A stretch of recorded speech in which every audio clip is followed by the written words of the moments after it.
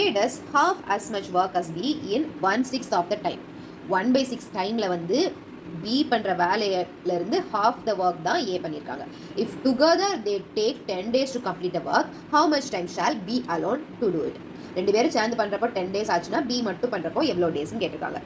இப்போ ஃபஸ்ட் நமக்கு என்ன கொடுத்துருக்காங்க, ஏ வந்து பியோட ஒர்க்கில் ஹாஃப் தான் பண்ணுறாங்க. எப்போ 1/6 ஆஃப் த டைமில். இப்போ பி வந்து எக்ஸ் டேஸில் அந்த ஒர்க்கை முடிக்கிறாங்கன்னு வைங்களேன். அப்போது 1/6 ஆஃப் த இது, அப்போது 1/6 ஒர்க்கை ஏ எவ்வளோ நாள் எடுத்திருப்பாங்க முடிக்கிறதுக்கு, ஹாஃப்னா இப்போ அவங்க வந்து ஹாஃப் தான் அவங்க ஒர்க் பண்ணுறாங்க. அப்போது இதே இது டைம் டேஸில் எழுதுகிறப்போ என்ன பண்ணணும், 2/1 எழுதிக்கும். அதோட ரெசிப்ரோக்கல் எழுதிக்கோம்ல, அதான். அப்போ இது ஏவோடது.